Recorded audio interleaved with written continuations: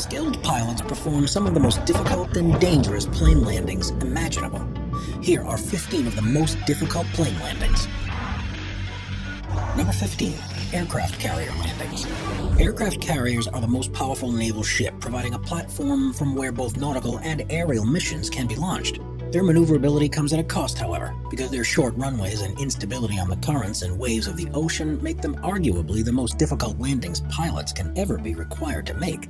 Nowadays, they have an angled design that allows for landings and takeoffs to be conducted simultaneously, but still, there's not quite enough room for approaching jets to decelerate fully. They have to calculate their touchdown precisely to land at the right spot, and cables latch onto the jet to help bring it to a full stop. Even with all of this, landings can be pretty hairy. There's a reason why these pilots are seen as the best of the best. Number 14. Paro Airport. Paro Airport is the only international airport in Bhutan, but in a country that's surrounded by the Himalayan mountains, the approach is tricky to say the least. Located in a valley near the Paro Chu River, the nearby peaks reach an altitude of up to 18,000 feet. And these, along with the unpredictable weather they create, means it's one of the most difficult landing spots in the world. In fact, pilots require a specific certification to fly here, and there are less than 24 who hold it. Even then, flights are only allowed during daylight hours and when the weather conditions are clear enough to see the runway and the surrounding terrain. But it certainly makes for a thrilling approach for everyone on board. Number 13. Courchevel Airport. Courchevel Airport serves a ski resort in the French Alps, and as you'd expect from a landing strip on a mountain, things are far from normal. First is that it's extremely short, at a length of only 1,762 feet, and to counteract this to help planes slow down, it's been built with a gradient of 18.6%. By landing on an incline, they decelerate much quicker than normal, but this poses extra complications. Pilots have to be precise when landing here with so many mountains surrounding it. There's no opportunity for a fly-around for a second attempt.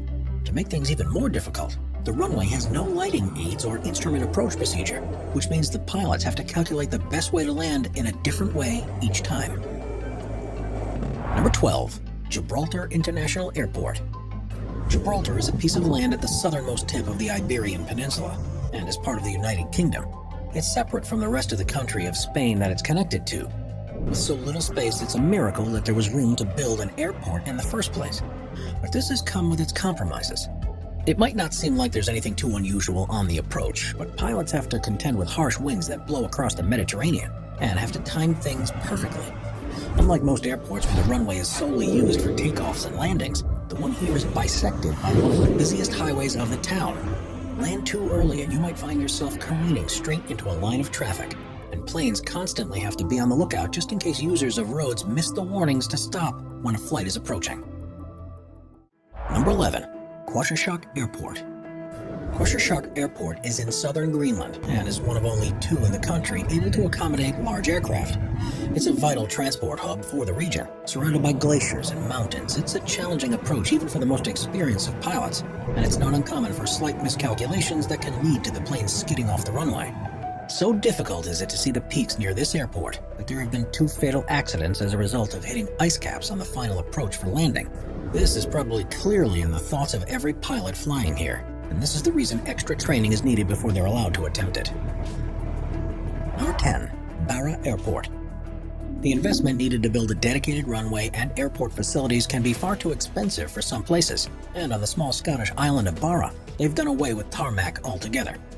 This is the only place in the world where regularly scheduled flights land on a sandy beach, and things have to be perfectly timed, because during high tide the entire runway is submerged beneath the water. Flights are limited to daytime hours only, but if there's an emergency at nighttime that requires an immediate evacuation from the island, there is the option of illuminating the beach with vehicle lights, with 3 layouts that provide a landing distance of between 2,600 and 2,800 feet. Only Twin Otters use the airport, and because of the astonishing views while touching down, it's no surprise that this is regularly voted as one of the top airport approaches in the world. It does, of course, require a steady hand on the part of the pilot to keep the plane under control, as one wrong move could result in ditching into a sand dune. Number 9. Matakane Airstrip. Lesotho is a small mountain country that's entirely within South Africa, and if you don't want to attempt one of the bumpy, steep mountain roads that lead up to it, your only choice is to go there by plane. With such remote villages and very little flat land, however, one of the runways in the country is possibly the most extreme in the whole world. Known as the Matakane Airstrip, it's mainly used by charities and medical flights to provide assistance to the nearby communities. It has a bumpy surface that's maintained by some of the locals, but the most notable thing about it is that it ends at a cliff that leads to a 2,000-foot drop. After navigating the peaks on the approach, pilots have to precisely touch down, otherwise they risk clipping the cliff edge. Takeoffs here are even more scary because the runway isn't long enough to achieve full lift, so the planes fall off into the precipice before gaining enough momentum to fly away. Before we move on, be sure to subscribe to Top 5s with notifications on. Number 8. Congonhas Airport. Congonhas Airport is one of the busiest airports in South America, serving the city of Sao Paulo in Brazil. But pilots have long warned that the approach, particularly towards the 1.2-mile-long runway 35, is so dangerous, it's risking potential tragedy. If you look out of the windows as the plane's about to land, you can't help but notice the high-rise buildings that surround you, and it feels like you're just skimming the tops of them during the final approach. Add to this the rapidly changing weather conditions in the area, and pilots have very little room for maneuver to touch down. Within the industry, it's often referred to as the aircraft carrier, and if they fail to get the wheels on the tarmac within the first 1,000 feet, they're told to abort and try again. Things quite often go slightly wrong and planes run off the tarmac at the end, which is why airport authorities have had to introduce strict limits to the number that can land there each hour, so no one is feeling time pressured into decisions that could lead to even more accidents. Number 7. Gisborne Airport. Gisborne Airport covers a small 400-acre site near the city of Gisborne, which is on the east coast of New Zealand's North Island. At first, the 3 grassed runways and the 4,300-foot-long main concrete runway look just like you'd expect from a single terminal airport. But this one is rather unusual. Because of the limited space for routes in and out of the city, the main runway has a railroad track that passes straight across it. It's one of the only places in the world where this happens, and requires constant communication between air traffic control, the railway company, and any approaching planes to ensure the runway is clear when they're making their approach. Plans are, however, underway to reroute the railway, because it's a complication that's simply not necessary, especially with the intent of the city to begin to attract increasing tourist numbers in the next few years. Number 6. Tioman Airport. Tioman Airport is the only airfield on the small Malaysian island of Tioman, and it's notorious in the region for being one of the most difficult strips to safely land on. The problem isn't anything to do with the 3,254-foot-long runway itself, but the approach to the tarmac, which you can only actually see just at the last moment before touching down.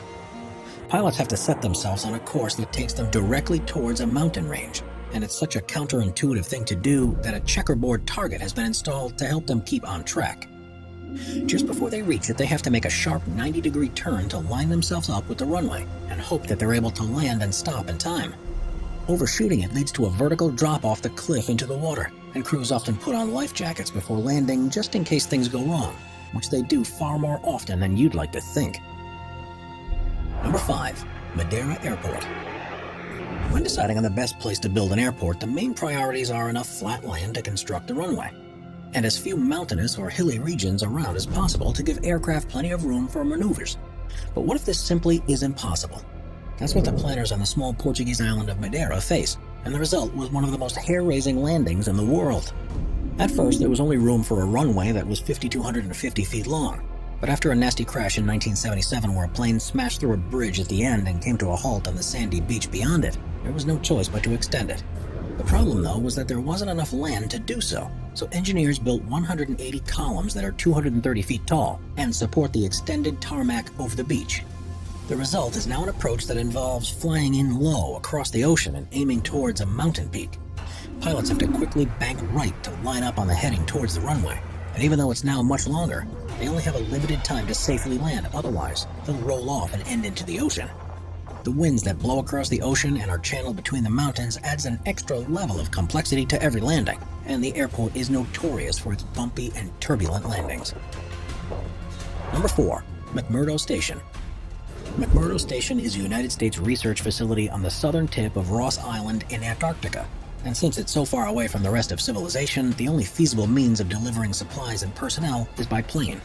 The problem, of course, is that the surrounding terrain is completely covered by snow and ice, so its landing strip is unlike any other. It's rebuilt every year for the summer season, and by the time the sea ice begins to break up around December, flights revert to a more stable airfield further away. Amazingly, it's strong enough to accommodate large aircraft like C-5 Galaxies and Boeing 757s. And when it's in operation, pilots say that the ice almost feels like landing on concrete.